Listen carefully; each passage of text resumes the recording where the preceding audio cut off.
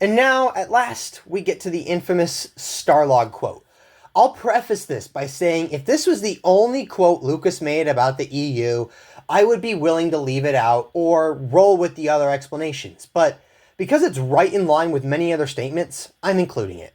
And I know, there's some EU purist responses to this quote, and we'll absolutely address them towards the end of the video. I promise. I don't read that stuff. I haven't read any of the novels. I don't know anything about that world. That's a different world than my own. But I do try to keep it consistent. The way I do it now is they have a Star Wars encyclopedia.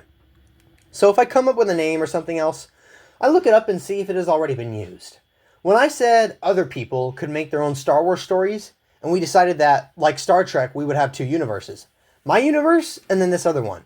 They try to make their universe as consistent with mine as possible, but obviously they get enthusiastic and want to go off in other directions. Again, he states a lot there. The EU goes off and does its own thing sometimes. It was going to be like Star Trek, where the off-screen aren't connected to the on-screen. There's a reason this quote gets used so much, because it's essentially Lucas's true thoughts wrapped up in a little blurb.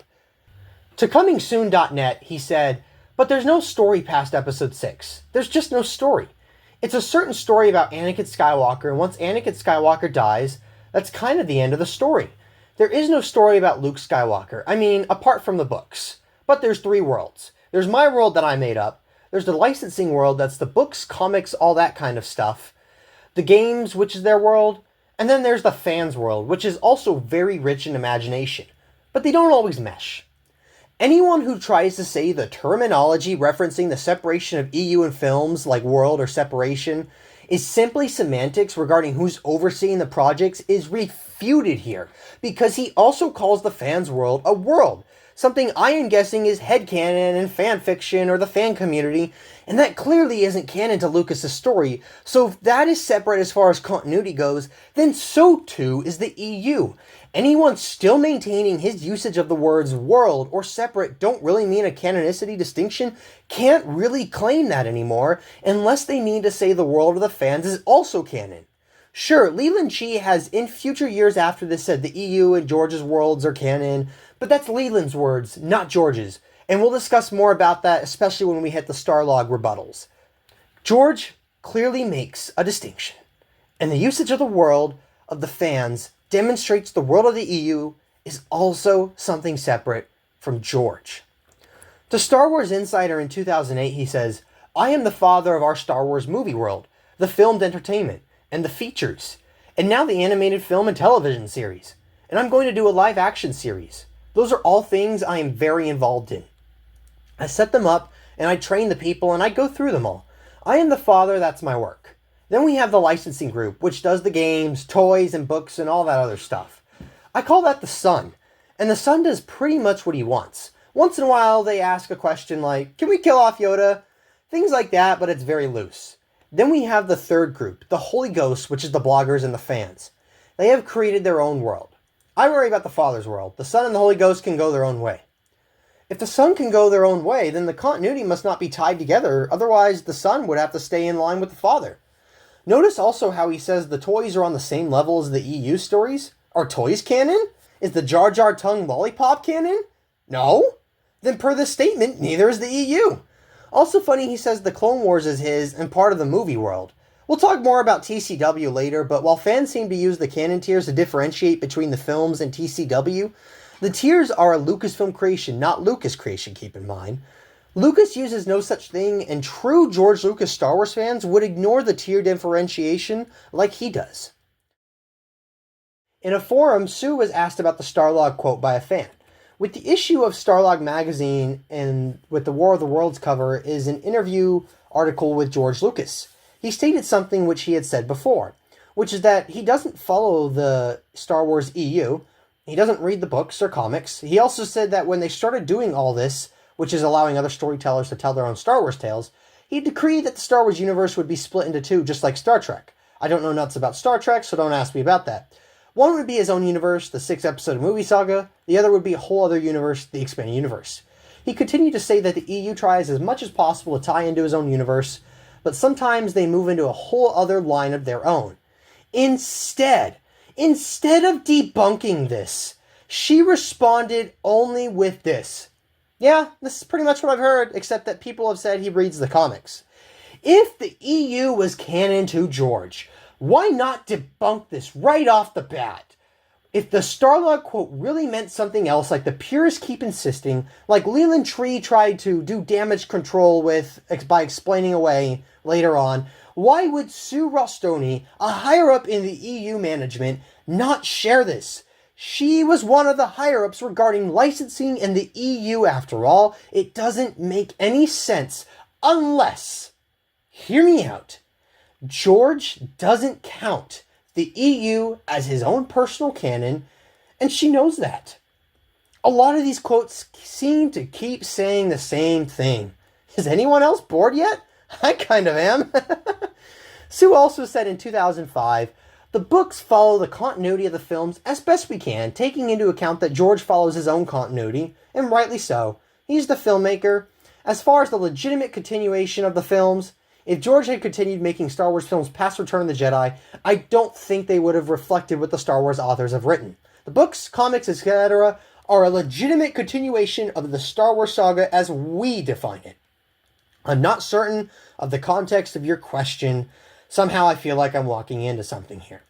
I'm sorry, but this one's a gotcha. There's no way around it. She not only states that the films are a different continuity, which she's previously said is the same canon in her eyes, from the EU, and she cast doubt on the books as being valid to George, saying he would have done something else. She said that the EU is only a legitimate continuation as Lucas licensing defines it, not George. We could almost call it a case closed right here. But by all means, why stop the fun? There's so much more to discuss. Now let's get back to Leland. When asked, and what goes in the blank timeline spaces of film-only universe, can we never know the history or background of that Star Wars universe like we can in the EU Star Wars universe? He replied, nothing. That's why it's film only. Perhaps not as much of a slam dunk here as the last couple, but still interesting that when asked if we can know the blank spots in the film universe like the EU, he simply says no, as opposed to saying, well, actually they're the same universe, or the EU is the blank spaces. Very interesting. In 2011, Leland Chee says, oh boy, this is a fun one. He says G canon and T canon comprise George Lucas's vision of the Star Wars universe. C canon and S canon comprise the vision of the Star Wars universe held by Lucas licensing that goes beyond George Lucas's vision. This material is collectively referred to as the expanded universe. Again, for all the times purists want to run and cry to a quote or two of Leland's defending their position, both of which, again, we'll discuss later, he seems to be doing a disservice right now by clearly stating T-canon is George's vision, meaning TCW, and the EU is not his vision, but merely the vision by Lucas licensing. So the first one is the infamous Starlog quote that everyone talks about. I don't read that stuff, I haven't read any of the novels, etc. I don't know anything about that world. That's a different world than my world. But I do try to keep it consistent. The way I do it now is that they have a Star Wars encyclopedia. So if I come up with a name or something else, I look it up and see if it's already been used. When I said other people could make their own Star Wars stories, we decided that, like Star Trek, we would have two universes, my universe and then this other one. They try to make their universe as consistent with mine as possible, but obviously they get enthusiastic and want to go off in other directions. So, of course, the EU purists, and I deal with them all the time, they'll say this quote's been debunked, it's irrelevant, you can't use it, whatever. Okay, so first things first, I've seen some people bring up the fact that George said he tries to keep it consistent, and why would he do that if he doesn't see it as canon? Well, maybe because he didn't want to be a jerk. If you really think he wanted to keep it 100% consistent, I'll just simply say two words that prove otherwise. Boba Fett. I've seen some EU purists, like the YouTube channel Captain Fordo, in his 93-minute video on the expanded universe, try to tackle this one by saying parallel universes are something that go the same direction, working towards the same end. I've seen other channels, such as Wars-Skran, employ the same kind of idea. While I admire the effort, I think it needs to be kept in mind what parallel means. They don't intersect. They remain a constant distance apart and never meet, which is why, even though it wasn't a perfect analogy, George used the term parallel, because two parallel lines are, and always will be, separate from each other, and his Star Wars vision is not the same as the EU's. A lot of purists like to bring up Leland Chee's quote addressing this. George Lucas is certainly not bound by the EU, though he's certainly open to using things created in it. Aayla Secura and the Coruscant name, for example.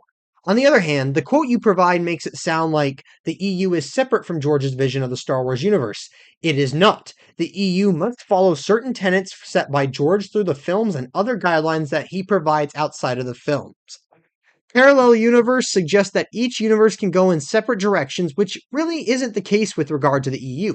The EU is bound by what is seen in the most current version of the films and by directives from George Lucas. He also said in 2009, the Holocron Keeper does not support the notion of Star Wars parallel universes. First off, as I said, it wasn't a perfect analogy. Lucas was using it to communicate the point that they remain separate from each other. While parallel universes aren't necessarily dependent on each other's events, the way the EU was designed, it must correlate with George Lucas's Star Wars. George's Star Wars was not required to be impacted by the EU. Maybe think of it more as a branched timeline than that turns into a parallel universe. The events of George's Star Wars must have happened in both universes, but the events of the EU sources only need to happen in the EU universe. There's a reason the EU was designed this way, and we'll address it at the end of the video. Also, isn't it interesting to note that he simply says the EU can't go in its own direction, but he never says George can't either? In fact, he says George is not bound by the EU, implying he can go in a separate direction. But if they're the same, then neither could go in a separate direction. This is some really good insight. Second off, like I've mentioned, purists will try to claim parallel didn't really mean separate like we might think. As I've said before, George Lucas knows science fiction. Parallel universe generally means something separate, not two parts of the same whole. And even if he really did mean they were the same continuity, and parallel was just an expression people misinterpret, then why would Chee feel the need to address it and downplay the use of the word parallel?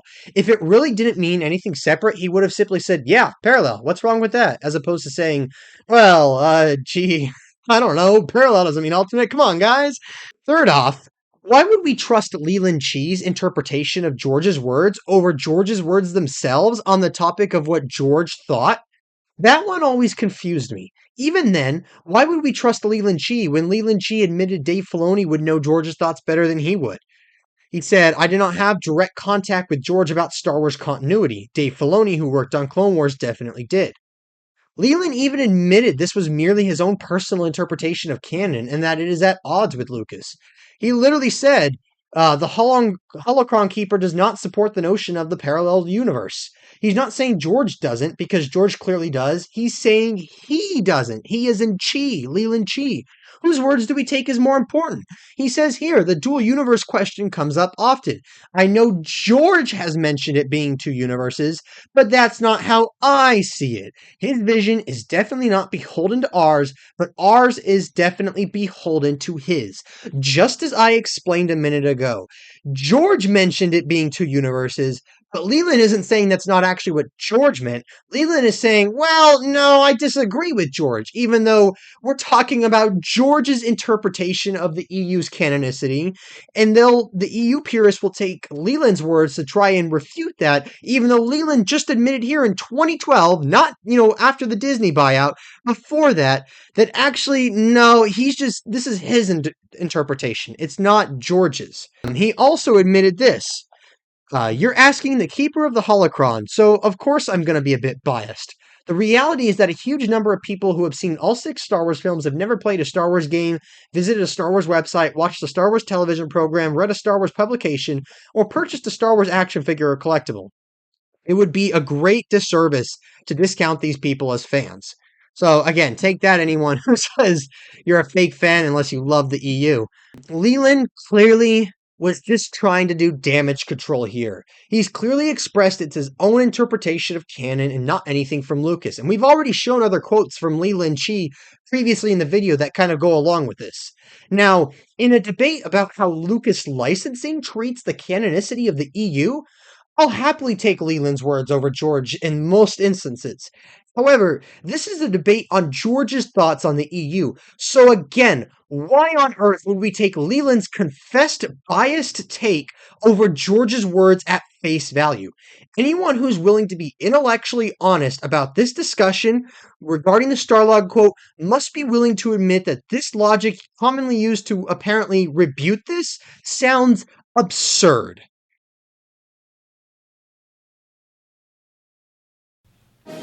Thanks for watching. Please subscribe to the channel. If you liked the video, comment down below and hit that like button. Oh, and check out some of my other videos. I'm sure you'll find them in the light.